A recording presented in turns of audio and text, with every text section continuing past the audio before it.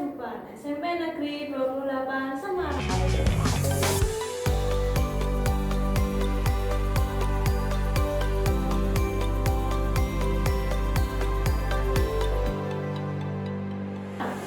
Assalamualaikum teman-teman. Kali ini saya Nikita Dan saya Sherly.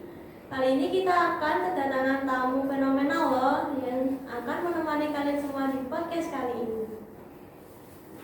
Alhamdulillah sekarang ini kita sudah bisa berangkat ke sekolah setiap hari ya. Ya, aku senang banget bisa bertemu dengan teman-teman, bercanda bareng dan ngobrol bareng. Kalau kamu gimana? Iya, aku juga sama senang banget karena bisa langsung mendengarkan penjelasan guru. Jadi lebih paham daripada saat belajar di daring. Oh iya, walaupun di era new normal ini dan sekolah kita dibolehkan PTM 100%, kita tetap harus menjaga prokes loh. BTW di era new normal ini prokes yang harus kita lakukan bagaimana ya? Penasaran ya? Atau penasaran banget? Yuk kita sapa aja beliau. Assalamualaikum Bapak. Waalaikumsalam. Selamat pagi. Bagaimana kabarnya Bapak hari ini? Alhamdulillah baik, sehat. Ya. Sehat. Oke, gimana anak-anak? Sekarang sudah tahu kan siapa tamu kita? Nah, sekarang kan sudah tahu tamunya siapa. Nah, sekarang Bapak silakan memperkenalkan diri. Ya, alhamdulillah, ya. Terima kasih sudah mengundang kami dari Puskesmas Mangkang, ya. Nama saya Asmi Sahril Fandi, ya, selaku Kepala Puskesmas Mangkang. Di sini bisa diizinkan untuk mengikuti podcast. Terima kasih. Mungkin nanti bisa ikut mengedukasi tentang kesehatan, ya, pada para siswa SMP 28. Mungkin kalau mau tanya-tanya silakan, nanti akan saya jawab sesuai dengan kemampuan saya. Ya. Nah, pertama-tama nih dokter, kita mau tanya apa sih visi dan misi dari Puskesmas Mangkang? Jadi Puskesmas Mangkang itu ada di Kota Semarang. Kita membawai 3 kelurahan: Mangkang Kulon, Mangunharjo, Mangkang Wetan. Visi kita yaitu mewujudkan menjadi puskesmas pilihan sesuai dengan kebutuhan dan harapan masyarakat, terutama masyarakat wilayah kerja kita, tadi Mangkang Kulon, Mangunharjo, Mangkang Wetan. Kemudian misinya meningkatkan kualitas pelayanan, meningkatkan inovasi. Yang terakhir mengembangkan kemitraan, mulai dari meningkatkan kualitas layanan. Kita berusaha, petugas-petugas kesehatan kita latih sesuai dengan tugas pokok dan fungsi, supaya bisa melayani masyarakat dengan baik. Kemudian meningkatkan inovasi, itu penting sekali di era sekarang ya, di era pandemi, di era pandemi ini luar biasa. Walaupun semua kegiatan ini terbatas, tapi malah era digital kita malah sangat berkembang, mulai dari kelas digital, kelas online, kemudian tugas-tugas secara online itu luar biasa berkembang secara drastis. Jadi inovasi ini penting. Inovasi, petugas puskesmas kita arahkan untuk selalu mengembangkan hal-hal yang baru. Yang kita kerjakan tidak cuma hal-hal yang rutin, tapi juga hal-hal yang baru supaya target pekerjaan kita bisa tercapai. Kemudian mengembangkan kemitraan, kerjasama dengan stakeholder yang lain, dengan lintas sektor, misalkan dengan kelurahan, dengan kecamatan, dengan institusi pendidikan, seperti ini sekarang ini ya, sampai 28, dengan SD atau sekolah di sekitar Puskesmas Mangkang, kemudian bahkan dengan perusahaan-perusahaan.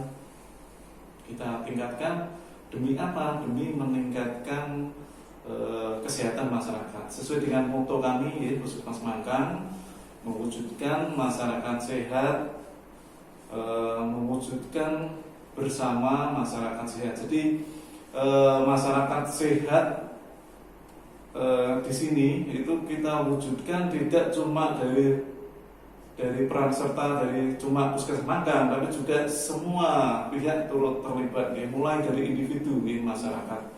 Kita juga harus berpartisipasi, Misalkan pemberantasan sarang nyamuk ya, pemberantasan sarang nyamuk itu kan melibatkan masyarakat.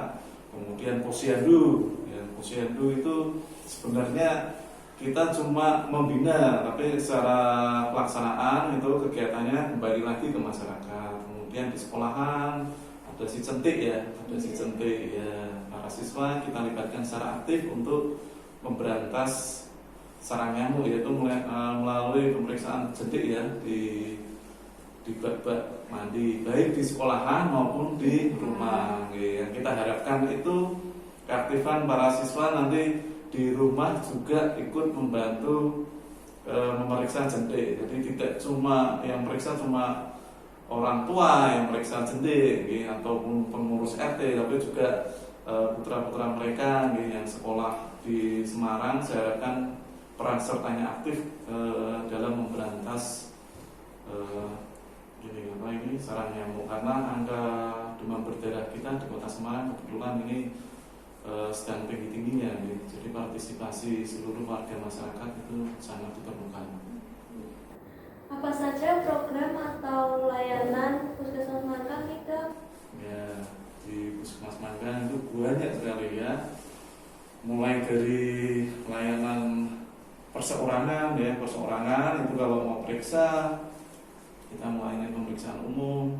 Kemudian kalau pada ibu dan anak ada pemeriksaan ibu hamil, pemeriksaan KB, kemudian imunisasi, ada pemeriksaan gigi, kemudian laboratorium, juga konsultasi. Itu yang layanan yang di dalam gedung ya, di dalam gedung seperti itu. Di luar gedung kita sering mengadakan penyuluhan, kita membina posyandu tadi ya, sudah saya sebutkan, membina institusi lain di bidang kesehatan ya.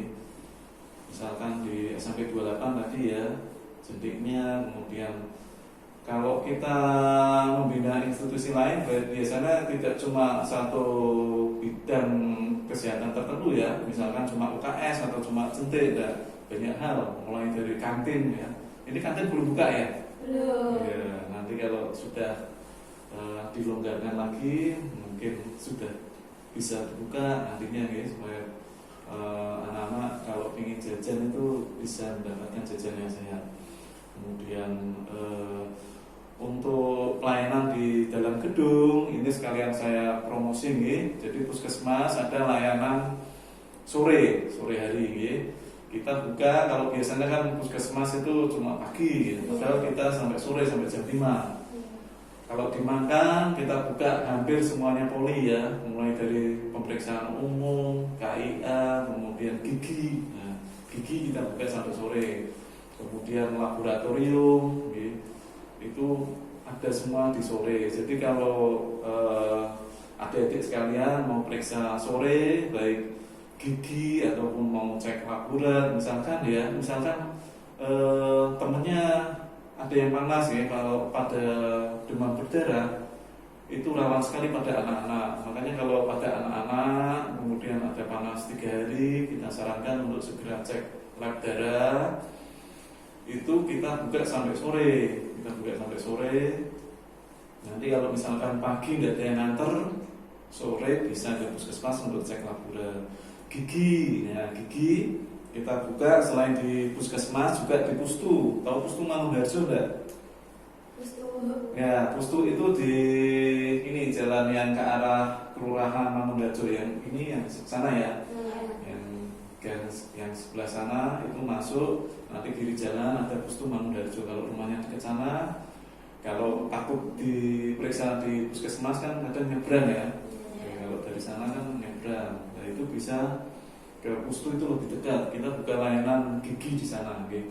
Kita buka layanan gigi di sana. Jadi warga sekitar situ diharapkan tidak perlu jauh ke Puskesmas. Nanti kalau periksa gigi bisa di Pustu Mangunharjo, okay? Untuk kita dekatkan. Kemudian untuk layanan lain, okay? Yang sedang tren ini kan vaksin. Kita buka tiap hari, ada vaksin COVID ya. Vaksin COVID tiap hari. Selama jam buka Puskesmas kita buka. Nanti untuk beberapa vaksin mungkin janjian dulu nanti, karena kan untuk stok vaksin kita tidak semua vaksin ada, ya, tidak semua vaksin COVID ada. Jadi untuk vaksin COVID mungkin janjian, ya. Vaksin COVID bisa di dalam gedung maupun luar gedung. Tapi kalau yang luar gedung nanti biasanya kita tunggu partisipasi masyarakat untuk mengundang kita siap dipanggil untuk vaksin COVID apabila minimal ada 20 orang di wilayah itu. Nanti kita akan datangi menyelenggarakan vaksin COVID di wilayah itu. Nah, dokter, apa sih peran Puskesmas Makam dalam menanggulangi penyebaran COVID-19? Nah, COVID-19 ya, ini sedang masa pandemi ya, ini tema yang menarik. Jadi sudah 2 bulan ini, alhamdulillah warga di Kecamatan Lugu ini tidak ada yang kena COVID ya. Ini sudah 2 bulan ini, akan tetapi prokes tetap dijalankan. Jadi ada 3 hal ya. Yang pertama untuk menanggulangi COVID, yang pertama 3T untuk pasien yang sudah positif COVID ya, tracking, tracing, terapi ya. Itu tugas puskesmas di wilayahnya. Yang kedua prokes ya, penegakan prokes. Jadi kita puskesmas memastikan prokes itu tetap berjalan. Kemudian yang terakhir kita lakukan vaksinasi COVID ya. Nanti ini saya jelaskan satu persatu. Yang mulai dari yang pertama. Jadi apabila ada pasien COVID, misalkan ada pasien ada gejala panas batuk pilek ya, curiga COVID, dia tes hasilnya positif. Ketika hasilnya positif, pasien itu harus segera mengisolasi diri di tempat tinggalnya, kemudian dia harus melapor ke puskesmas terdekat sesuai dengan tempat tinggalnya. Ketika lapor, nanti puskesmas menerima laporan itu, kemudian bertugas melakukan tracking dan tracing ya. Jadi selama 2 minggu ini pasien tersebut sudah pergi kemana saja, bertemu siapa saja, okay? Nah, setelah ketemu siapa saja pasien tersebut, nanti yang kontak langsung dengan pasien itu akan kita tes ya, kita tes apakah positif atau negatif ya. Tidak lupa yang pasien yang sudah positif tadi kita kasih obat-obatan ya sesuai dengan indikasi. Nah, kemudian pada kontaknya, namanya kontak erat ya, kontak erat itu orang yang bertemu dengan pasien ini, kita tes lagi hasilnya gimana. Kalau positif kita melakukan sama lagi ya, kita tracing tracking lagi seperti itu. Jadi seperti itu. Kemudian kalau pasien menghendaki isolasi di rumah dinas, nanti akan kita fasilitasi dengan kita antar ke rumah dinas. Kemudian yang kedua penegakan prokes. Ya, penegakan prokes kita kemarin itu selama bulan puasa kita mengadakan penyuluhan keliling ya, penyuluhan keliling. Jadi petugas kita turunkan ke lapangan tiap hari itu mengadakan penyuluhan di warga, terutama sore hari di tempat-tempat yang ramai ya, ramai akan aktivitas dari masyarakat. Misalkan dulu waktu puasa itu kalau di wilayah ini di perempatan ya, perempatan di Manang Wetan itu kita turunkan petugas, kemudian mengadakan penyuluhan. Kemudian di tempat-tempat wisata ya, misalkan di Bonbin ya, Semarang Zoo itu kita dulu itu tiap hari ya, waktu Lebaran itu, libur Lebaran itu tiap hari. Lawang Sewu, kemudian daerah lain, yang Mesir Kapal. Kemudian juga tidak lupa kita libatkan institusi lain ya, dari kecamatan, dari Pak Babin ya, Pak Tentara, dari Pak Polisi, mereka akan turun juga untuk operasi ya, operasi untuk melihat apakah prokes ini sudah dijalankan ya. Jadi beriringan antara puskesmas di bidang kesehatan ini dibantu dengan institusi lain ya, lintas sektor. Yang terakhir vaksinasi COVID ya, vaksinasi COVID ini masih kita galakkan terus karena untuk meningkatkan vaksin booster ya, vaksin booster kita masih di angka 25%, padahal targetnya masih di atas 60%, di atas 50% ya. Ini vaksin booster ini kita melibatkan dari kelurahan dan dari kader okay. Dari kelurahan itu membuatkan jadwal, kemudian dari kader mengingatkan keluarganya untuk di wilayahnya untuk ikut vaksin ya, berpartisipasi ikut vaksin, mendata, mengingatkan. Jadi ketika petugas puskesmas datang, kita bisa langsung memvaksin ya, bisa memvaksin warganya yang misalkan bekerja mungkin bisa meluangkan waktunya untuk ikut vaksin, walaupun tiap hari tetap buka di puskesmas. Ya. Gimana, ada pertanyaan lagi? Nah, menurut dokter, pendapat dokter dengan diizinkannya pembelajaran tatap muka 100% ini bagaimana ya? Ya, alhamdulillah ya, berkat PPKM level 1 ya. Jadi ada namanya pembatasan kegiatan masyarakat PPKM itu ada level-levelnya, dari level 1, level 2, level 3, level 4. Alhamdulillah Semarang bisa mempertahankan di level 1.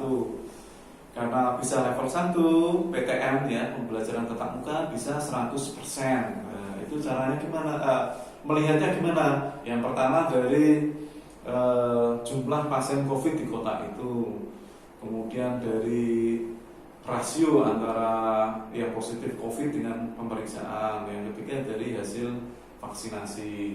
Alhamdulillah vaksinasi kita masih tinggi ya, masih masuk di PPKM level 1, kemudian pasien COVID kita sangat rendah sekali, kemudian di rasionya ya, nanti di rasio ini menyangkut dengan SMP 28 ya. Ini saya minta bantuannya, nanti kalau misalkan ada random sampling ya, random sampling kita sewaktu-waktu akan mengadakan swab ya, swab di sekolahan, kita minta bantuannya untuk mau di swab ya, karena itu juga menentukan nantinya apakah PTM-nya 100% atau tidak gitu. Ketika PTM 100%, otomatis nanti pelaksanaan protokol kesehatan nanti juga ketat ya, memakai masker, mencuci tangan, kemudian hindari kumpul-kumpul dulu ya. Ini kan sementara kantin juga masih tutup ya, karena mengurangi resiko kumpul-kumpul itu. Jadi PTM 100% bisa dijalankan walaupun jamnya ada full ya. Walaupun jamnya belum full, tapi bisa mengikuti sekolah ya, bisa mengikuti sekolah di kelas itu benar-benar ini ya, enak sekali ya, sudah Daripada di rumah. ya, daripada di rumah, apalagi kalau di rumah kayaknya susah nangkep ya kan, tidak fokus ya kan, banyak gangguan kalau di rumah ya. Ini saya pun sudah merasakan sendiri ya. Ini anak saya kalau di rumah kayaknya kok kesulitan dalam menangkap ya, kalau apalagi kalau ini ya, kalau SMP pelajaran lebih susah. Dok, akhir-akhir ini saya mendengar di berita bahwa ada penyakit hepatitis akut yang menyerang di usia muda. Bisa dijelaskan kan, Dok? Ya, ini lagi tren ya, hepatitis akut.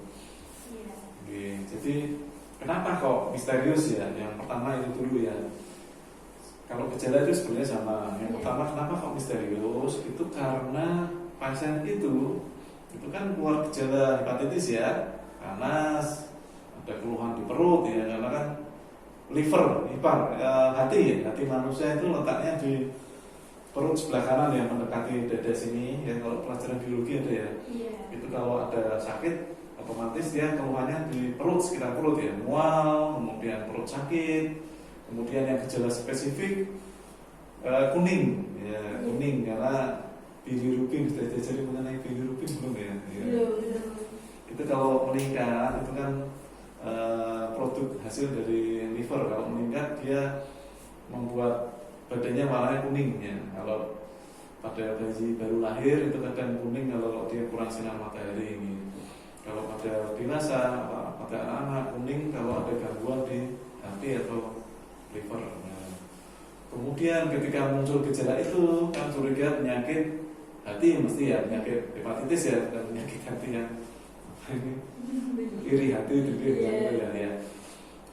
Itu dites ya, rasanya ini kan mendadak ada panas, ada mual, ada kuning. Nah, curiganya kan otomatis di hepatitis ya. Hepatitis penyebabnya kan virus, mulai dari A sampai E dites, A sampai E kok negatif, nah, sampai sekarang ini lagi dicari ini penyebabnya virus apa, oke? Penyebabnya virus apa, sampai sekarang saya belum ini sih belum ada resmi ya, belum ada surat resmi mengenai penyebab pasti ya, penyebab pastinya dari hepatitis ini, virusnya apa, bentuknya seperti apa gitu. Yang pasti kan menyerang pada anak-anak, terutama beratnya itu pada balita ya. Kalau anak-anak yang agak lebih tua lagi biasanya walaupun ada gejala tapi efeknya tidak sefatal yang balita. Bahkan saya dengar di negara luar itu sampai harus transplantasi ya, tapi untuk jelasnya saya masih kurang tahu karena dari berita ya. Yang pasti untuk pencegahan itu sesuai dengan protokol kesehatan sebenarnya ya. Yang pertama cuci tangan dengan sabun, kemudian pakai masker, hindari bepergian ya, kumpul-kumpul. Yang terakhir di luar prokes itu hati-hati bila jajan ya, bila jajan di suatu tempat untuk mencegah tertularnya virus itu melalui makanan ya, karena ada beberapa virus hepatitis itu menular lewat makanan kalau kita sembarangan jajan ya, makanya itu termasuk hal yang ditekankan. Lalu terkait penyakit TB yang lagi merebak nih dok, nah pendapat dokter bagaimana? Ya, ini penyakit TB. Penyakit TB ini penyakit yang berbahaya ya, karena kalau terlambat penanganannya ini resikonya di nyawa ya, nyawa. Walaupun yang berisiko itu cuma anak-anak. Di Kota Semarang ini untuk angka DPT-nya cukup tinggi akhir-akhir ini ya, karena hujan ini masih keluar ya, padahal ini sudah bulan Mei ya, ini harusnya sudah musim kemarau ya, harusnya hujan sudah berkurang, tapi ini hari ini aja mendung gitu.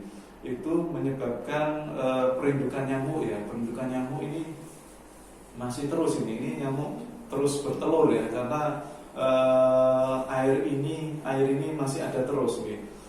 Untuk itu yang pertama yang harus dilakukan itu pencegahannya ya. Yang pertama pemberantasan sarang nyamuk ya, pemberantasan sarang nyamuk ini perlu digalakkan ya.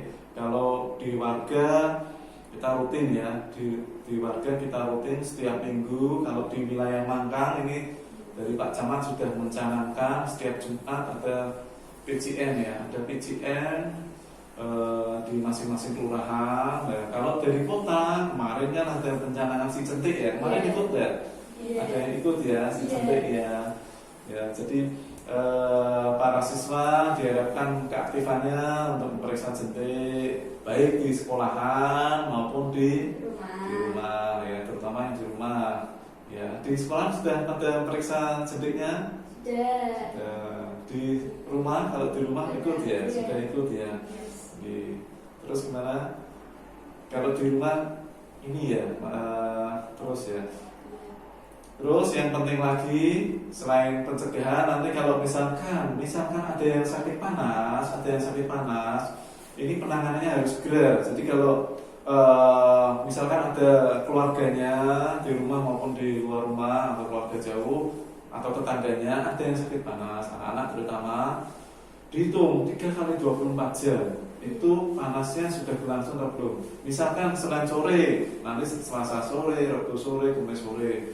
Jadi Kamis sore nanti harus dicek lab darah ya, minimal Kamis sore, jangan Kamis pagi. Kalau terlalu cepat nanti malah hasilnya membuat terlena ya, normal malah orang tuanya nggak waspada, nanti terlambat membawa ke sarana kesehatan ya. Jadi ini penting sekali karena yang fatal ini rata-rata yang terlambat dibawa sarana kesehatan ya. Jadi pencegahan dan penanganan itu sangat penting sekali. Dokter, bagaimana ini prokes yang kita lakukan di era sekarang, khususnya PTM di sekolah ini? Ya prokes ya.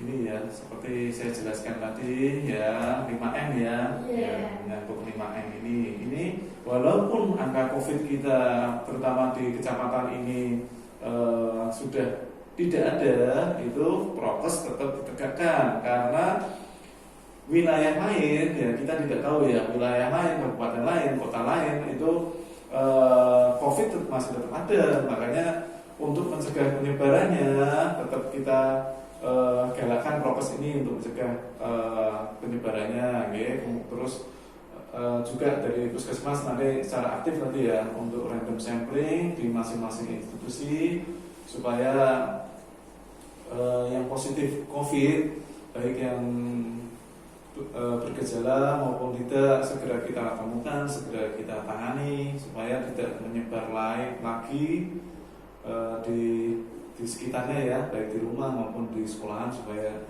tidak menyebar lagi. Nah, untuk melakukan budaya prokes ini, apa yang dilakukan Puskesmas Makang kepada masyarakat untuk menerapkan prokes ini? Ya, untuk menerapkan. Jadi untuk menerapkan ya, tadi sudah saya singgung mengenai penyuluhan ya. Penyuluhan ini bisa kita lakukan secara rutin ya, kita laksanakan secara rutin ya, spesifik kalau ini ya, spesifik untuk prokes kita turun ke keramaian warga, kita lakukan penyuluhan, kemudian di tempat-tempat wisata, kemudian maupun yang non spesifik ya, tetap kita lakukan penyuluhan tentang prokes, tapi di kegiatan-kegiatan yang tidak spesifik membahas tentang COVID, misalkan di pertemuan-pertemuan kader, pertemuan RT, RW, kita masuk untuk tetap menegakkan prokes itu, pertemuan di kelurahan, kemudian di sekolahan apabila ada kegiatan yang melibatkan dari puskesmas akan kita sisipkan mengenai prokes. Kemudian melalui sosial media ya, sosial media ada yang ini jadi followernya Instagram Puskesmas Makang ya, tidak tahu ya, tidak tahu ya. Jadi Puskesmas Makang itu kita punya Instagram, sebenarnya ada beberapa ya, Instagram, YouTube, Twitter, tapi yang aktif saat ini Instagram. Jadi di Instagram Puskesmas Makang ada informasi mengenai layanan, ada edukasi mengenai kesehatan, kemudian informasi mengenai kegiatan yang kita laksanakan di puskesmas, itu banyak hal ya. Nanti ikut ya, punya IG semua ya. Pasti anak sekarang pasti punya IG ya. Ya nanti sekalian juga kalau yang ingin tahu info tentang puskesmas mengenai kesehatan nanti bisa follow ya akun IG-nya Puskesmas Makang maupun YouTube atau Twitter bisa diikuti. Dokter, ini saya pernah mendengar PHBS. PHBS itu apa ya, Dok? Ya, PHBS. PHBS tahu singkatannya enggak? PHBS. Perilaku hidup bersih dan sehat. Ya, benar. Perilaku hidup bersih dan sehat. Jadi perilaku hidup bersih dan sehat ini ada beberapa ini ya, mulai dari tempat ya. Yang pertama rumah tangga, kemudian tempat-tempat umum, kemudian institusi pendidikan, yang terakhir fasilitas kesehatan. Karena ini fokusnya pendidikan, saya fokuskan di PHBS-nya pendidikan ya. Itu banyak sekali ya mengenai PHBS itu. Jadi ada beberapa poin mengenai PHBS nanti akan dinilai ya, dinilai stratanya. Sebenarnya kalau secara umum seperti itu, tapi ini secara poin-poin saja ya. PHBS itu apa aja? Yang pertama mengenai cuci tangan pakai sabun ya. Jadi cuci tangan pakai sabun ini harus jadi budaya ya. Jangan cuma karena pandemi kita cuci tangan pakai sabun, kemudian pandemi selesai ya sudah, tidak seperti itu. Kita budayakan baik di sekolahan maupun di rumah. Kemudian yang berikutnya mengenai warung sehat ya. Warung sehat itu kantin ya, kantin sehat. Kantin sehat itu bukan cuma mengenai makanan atau minuman yang dijual itu tidak mengandung zat berbahaya kan, ada ya zat pengawet, ada zat pewarna, kemudian yang bikin kenyal ya di bakso di ini. Nah ini menyangkut juga, jangan jajan sembarangan ya. Misalkan apa ini Cilo atau ini pokoknya jajan yang di pinggir jalan itu harus milih ya. Kita harus melihat kebersihannya di mana, kemudian ada pewarnanya, bisa membedakan ya antara pewarna yang makanan maupun tidak, atau bedanya enggak? Yang buatan biasanya warnanya lebih cerah, mencolok, iya, lebih pekat ya, kelihatan. Kalau pewarna makanan biasanya lebih muda. Kemudian kenyal ya, itu kenyal berarti ada penyenyalnya. Kemudian warna kadang selain tadi warnanya lebih mencolok, juga kadang warnanya kok dibuat-buat ya, kadang biar menarik itu kadang dikasih dibuat warna. Kemudian makanan yang kurang bersih ya, kalau di jajan sembarangan seperti itu. Kalau kantin sih seharusnya selain bersih dan bebas dari zat berbahaya, juga memenuhi kadar gizi ya. Jadi kalau jajan jangan cuma sekedar rasanya enak ya, juga memenuhi kandungan gizinya ya. Lihat karbohidratnya, apakah sayurnya cukup, vitamin ya. Vitamin itu di sayur maupun kalau jajan, kalau ada buah ya jajan buah. Kalau misalkan bawa bekal selain nasi, apa yang bekal yang berat, tapi juga ada buah-buahan. Kalau bagus sih susu, tapi susu nggak harus buat bekal ya. Misalkan sebelum berangkat sekolah minum susu nggak ya? Iya. Minum susu biar fresh ya. Kalau sekolah itu harus minum susu. Kemudian yang berikutnya PHBS, ada jamban sehat. Saya kira kalau di sini tidak perlu lebih lanjut ya, karena kan di sini ini ya toilet bersih ya, tenang ya. Ya mungkin kebersihan itu perlu dijaga bersama ya. Jadi adik-adik ini kalau misalnya di kamar nanti kalau pipis ya disiram ya, kalau buang air kecil disiram. Kemudian ada beberapa poin yang lain, misalkan pemeriksaan tinggi badan, berat badan, kemudian tidak merokok. Ini enggak pada merokok, jangan merokok ya. Ya, jangan merokok, terutama pada siswa yang laki-laki ini biasanya banyak yang merokok. Kemudian ada olahraga gitu. Sekarang ini kan anak-anak lebih banyak membuka HP ya, kalau bisa sih olahraganya jangan lupa gitu. Olahraga nggak harus berat, kalau pada siswi, pada yang perempuan bisa jalan kaki atau sepedaan, itu sudah cukup. Kemudian banyak hal yang lain ya, nanti mengenai PHBS, kuku itu harus dipotong ya, kukunya sudah dipotong semua belum ya, dan kuku yang dipotong dan bersih. Nanti ada kesehatan gigi ya, tiap 6 bulan sekali harus periksa gigi ya. Nanti ada petugas kita yang kesini ya, untuk hari ini ada ya, nanti ya hari ini ya ada ya. Jadi nanti melihat selain kesehatan secara umum juga nanti kesehatan gigi ya.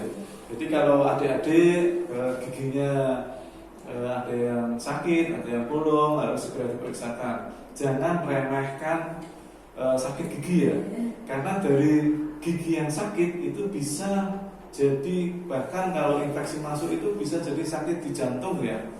Jadi jangan remehkan sakit gigi, karena kalau gigi bolong dibiarkan itu bakteri bisa masuk ke aliran darah, bisa ke jantung ya. Jadi kalau ada sakit gigi segera periksa ya, jangan takut nanti kalau disabut gimana, belum tentu disabut ya. Periksa dulu, kalau ada lubang yang kecil mungkin bisa ditempel, atau kalau memang tidak memungkinkan ya bisa dicabut, tapi nanti biar diperiksa sama dokter giginya ya. Kemudian UKS aktif nggak UKS? Ya, UKS di PMR ya, ada PMR enggak ya di? Ada kelas 8, kelas 7 belum. Iya, kelas 8 gitu ya. Ya, itu. Jadi PMR nanti UKS itu nanti tolong dilihat, kemarin itu di hasil dari kunjungan itu yang kurang di administrasi ya, nanti tolong lebih nanti ke pembina UKS ya, pembina UKS untuk administrasi mungkin bisa ditingkatkan bersama. Nanti dari pihak puskesmas nanti akan kita bantu mengenai apa yang kurang di UKS. Kemudian ada pengelolaan sampah. Di sini apakah sudah dipilah sampahnya? Sampah yang organik, anorganik, ya, itu. Tempat sampah beda-beda tempat sampahnya. Ya, itu kalau dikelola itu sebenarnya bisa menghasilkan uang. Kalau mau sampah organik itu bisa dibuat pupuk, ya. Kemudian sampah-sampah yang botol itu kalau dikumpulkan kan bisa dijual, ya. Itu nilai tambahnya. Kemudian ada kalau dokter kecil itu di SD ya, gitu. Kemudian ada pemberantasan sarang nyamuk dan lain sebagainya. Dokter, hal apa yang perlu kita lakukan untuk mewujudkan PHBS itu? Ya tadi berarti ya, yang tadi saya sebutkan tadi berarti harus diterapkan ya. Nanti 15 hal itu harus diterapkan dan perlu keterlibatan dari seluruh warga, okay? Karena ini spesifik di sekolahan, ini kan spesifik di sekolahan, okay? Mulai dari atas, dari kepala sekolah, kemudian dari guru, dari penjaga malam, dari keamanan, dari kebersihan sampai murid. Nanti puskesmas tugasnya nanti akan melihat apakah PHBS itu berjalan. Tapi yang penting